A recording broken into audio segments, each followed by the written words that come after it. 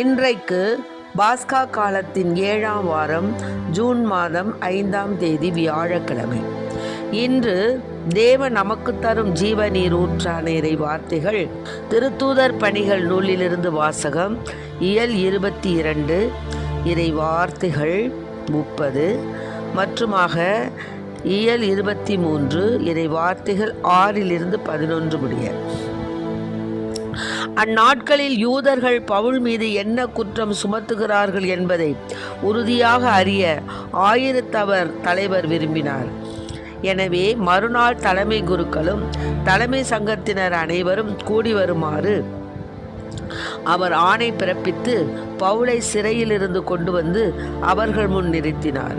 அவர்களுள் ஒரு பகுதியினர் சதுசேயர் என்றும் மறுபகுதியினர் பரிசேயர் என்றும் பவுல் அறிந்து, சகோதரரே, நான் ஒரு பரிசேயன், பரிசேய மரபில் பிறந்தவன், இறந்தோர் உயிர்த்தெழுவர் என்னும் எதிர்நோக்கின் பொருட்டு விசாரிக்கப்படுகிறேன் என்று தலைமை சங்கத்தின் முன் உரத்த குரலில் கூறினார். அவர் இப்படி சொன்னபோது பரிசேயருக்கும் சதுசேயருக்கும் இடையே வாக்குவாதம் எழுந்தது. எனவே அங்கு திரண்டிருந்தோர் இரண்டாக பிரிந்தனர். சதுசேய பிரிவினர் வானதூதரும் உயிர்த்தெழுதல் ஆவிகள் ஆகியனவும் இல்லை என்று கூறி வந்தனர். பரிசேயர் இவை அனைத்து உண்டன ஏற்றுக்கொண்டனர். அங்கு பெரும் கூச்சல் எழுந்தது. பரிசேய பிரிவினை சேர்ந்த மறைநூல் அறிஞருள் சிலர் எழுந்து, இவரிடம் தவறொன்றையும் காணோமே, வானதூதர் ஒருவரோ ஓர் ஆவியோ இவரோடு பேசி இருக்கலாம் அல்லவா என வாதாடினர். வாக்குவாதமுற்றவே அவர்கள் பவுலை பெய்ந்தெறிந்து விடுவர் என ஆயிரத்தவர் தலைவர் அஞ்சி படை வீரரை வரச் சொல்லி அவரை அவர்கள் நடுவிலிருந்து பிடித்து கோட்டைக்குள் கூட்டிக் கொண்டு செல்லுமாறு ஆணை பிறப்பித்தார். மறுநாள் இரவு ஆண்டவர் அவர் அருகில் நின்று, துணிவோடு இரும், எருசலேமில் என்னை பற்றி சான்று பகர்ந்தது போல ரோமையிலும் நீர் சான்று பகர வேண்டும் என்றார். ஆண்டவரின் அருள்வாக்கு. இறைவா உமக்கு நன்றி. இன்று தேவன் நமக்கு தரும் ஜீவநீர் ஊற்றான இறை வார்த்தைகளை கேட்டோம். அதாவது திருத்தூதர் பணிகள் நூல்களில் பவுல் மீது குற்றம் சுமத்துகிறார்கள் என்பதை அறிய அந்த ஆயிரத்தவர் தலைவர் விரும்பி என்ன செஞ்சார், அவரை தலைமை குருக்களும் தலைமை சங்கத்தின் அனைவரும் கூடி வருமாறு ஆணை பிறப்பித்து பவுலை சிறையிலேருந்து கொண்டு வந்து அவங்களுக்கு முன்னாடி நிறுத்தினார். அந்த கூட்டத்தில் சதுசேயர் கொஞ்சம் பேரும் பரிசேயரும் இருந்தாங்க. இப்போது பவுல் சொன்னார், நான் ஒரு பரிசேயன், பரிசேய மரபில் பிறந்தவன், இறந்தோர் உயிர்த்தெழுவர் என்னும் எதிர்நோக்கின் பொருட்டு நான் விசாரிக்கப்படுகிறேன் அப்படின்னு தலைமை சங்கத்தில் உரத்த குரல் சொன்னார். அப்போ பரிசேயருக்கும் சதுசேயருக்கும் இடையே வாக்குவாதம் தோன்றியது. இதில் என்னன்னு கேட்டிங்கன்னா, பரிசேயர் வானதூதரும் உயிர்த்தெழுதல் ஆவிகள் ஆகியனவும் உண்டுன்னு பரிசேயர் நினச்சாங்க, ஏற்றுக்கொண்டாங்க. ஆனால் சதுசேயர் அது மாதிரி இல்லை. ஆக அவங்க ஒருத்தருக்கு ஒருத்தர் அங்கே வாக்குவாதம் ஏற்பட்டோன்னே என்ன ஆயிடுச்சு, இவங்க என்ன செஞ்சாங்க, பரிசேய பிரிவினை சேர்ந்த மறைநூல் அறிஞர்கள் சொன்னாங்க, இவரிடம் தவறொன்றையும் காணோமே, வானதூதர் ஒருவரோ ஒரு ஆவியோ இவரோடு பேசி இருக்கலாம் அல்லவா அப்படின்னு அவங்க வாதாடினாங்க. இந்த வாக்குவாதம் முற்றி போச்சு. ஆக ரெண்டுக்கும் பதில் என்ன செஞ்சிருவாங்க, பவுலை போட்டு அடித்து வீணாக அடித்து அவரை ரொம்ப கொடுமைக்கு உள்ளாக்கிடுவாங்கன்னு நினச்சிட்டு உடனே என்ன செய்கிறாரு, ஆயிரத்தவர் தலைவர் படை வீரரை நோக்கி, நீங்கள் நடுவிலிருந்து அவரை பிடிச்சிட்டு போய் கோட்டைக்குள்ளார கூட்டிகிட்டு போங்கன்னு ஆணை பிறப்பித்தார்.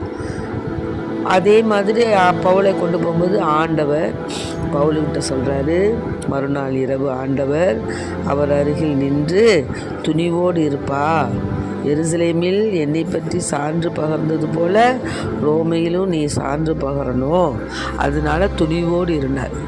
இன்று தேவன் நமக்கு அந்த வார்த்தையை தான் சொல்கிறார். என்ன சொல்கிறாருன்னா, துணிவோடு இரும், அவருக்காக நாம் இறைவனுக்காக போராட வேண்டும், இறைவனுக்காக நம் இன்னுயிரை கொடுப்பதற்கூட தயாரான நிலையில் இருக்க வேண்டும். அதுதான். அதனால் பவுல சொல்கிறாரு, நீ துணிவோடு இரு, எருசலேமில் என்னை பற்றி நீ போதித்தது போல் ரோமையிலும் என்னை பற்றி நீ போதிக்கணும். அதனால் தைரியமாயிரு, நான் உன்னோடு இருக்கிறேன்னு சொல்கிறாரு.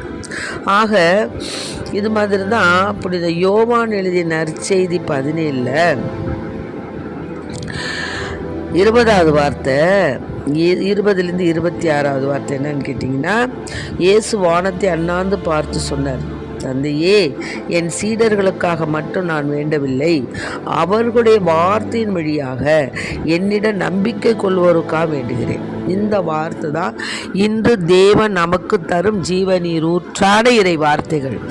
துணிவோடு இரும், எருசலேமில் என்னை பற்றி சான்று பகர்ந்தது போல ரோமையிலும் நீர் சான்று பகர வேண்டும் என்று தேவன் சொன்னார். அதே மாதிரி இன்று நமக்கு என்ன சொல்றாரு, என் சீடர்களுக்காக மட்டும் நான் வேண்டலை, அவருடைய வார்த்தையின் வழியாக என்னிடம் நம்பிக்கை கொள்வோருக்காக வேண்டுகிறேன். ஆகவே தேவன் மீது நம்பிக்கை கொள்வோருக்காக இறைவன் வேண்டுகிறார்.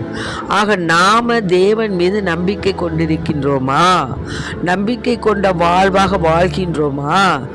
துன்பங்கள் வந்தபோது துவண்டு விடாமல் ஆண்டவருடைய வார்த்தையில் நாம் நம்பிக்கை கொள்கின்றோமா? கவலைகள் வந்தபோது ஆண்டவருடைய வார்த்தையை நாம் நம்பிக்கை கொள்கின்றோமா? இன்னும் பலவிதமான எதிர் கருத்துக்கள், எதிர்மறை கருத்துக்கள், இன்னும் பலவிதமான எதிர்ப்புகள், சோதனைகள், வேதனைகள், சுகவீனங்கள், இன்னுமாக நமக்கு ஏற்படக்கூடிய எல்லா விதமான துன்பங்களில் இருக்கும் பொழுது நாம் ஆண்டவரை நம்பிக்கை கொள்கின்றோமா என்பதை சிந்திக்க வேண்டும். அவ்விதம் சிந்தித்து அவர்களுடைய வார்த்தையின் வழியாக என்னிடம் நம்பிக்கை கொள்வோருக்காக வேண்டுகிறேன் என்று தேவன் கூறியதை வார்த்தையை நாம் நம் மனதில் இருத்தி, எப்படி தந்தை தேவன் இயேசுவுக்குள்ளும் அவரில் தந்தையும் இருப்பது போல நாமும் இறைவனில் இரண்டர கலக்க வேண்டும். கலந்து ஆண்டவருக்கு நாம் சாட்சிய மக்களாக வாழ வேண்டும். அவ்விதமாக நாம் அவர்களோடு இணைந்திருக்கவும், நீர் என் மீது கொண்டிருந்த அன்பு அவர்கள் மீது இருக்கவும் உம்மை பற்றி அவர்களுக்கு அறிவித்தேன், இன்னும் அறிவிப்பேன். யோவான் 7:26 வார்த்தை. என்ன வார்த்தை? நான் அவர்களோடு இணைந்திருக்கவும், நீர் என் மீது கொண்டிருந்த அன்பு அவர்கள் மீது இருக்கவும் உம்மை பற்றி அவர்களுக்கு அறிவித்தேன், இன்னும் அறிவிப்பேன் என்ற புனித யோவான் எழுதிய நற்செய்தியில் 7:26 வார்த்தை. ஆகவே இறைவனை நம் வாழ்வில் முழுமையாக அறிந்தவர்கள் ஒரு காலமும் அமைதியாக இருக்க முடியாது. அதுபோன்றுதான் பல தூயோர்கள், புனிதர்களுடைய வாழ்வு இருந்தது. அதுபோல தான் பவுல் என்ன செஞ்சார்? இறை நம்பிக்கையை பெற்றுள்ள அவர் அங்கு அந்த பரிசேயர்கள் சதிசேயர்கள் நடுவே அவர் என்ன சொன்னார்?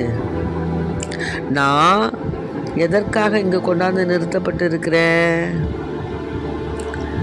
இறந்தோர் உயிர்த்தெழுவர் என்னும் எதிர்நோக்கின் பொருட்டு நான் விசாரிக்கப்படுகிறேன் என்று சொன்னார்.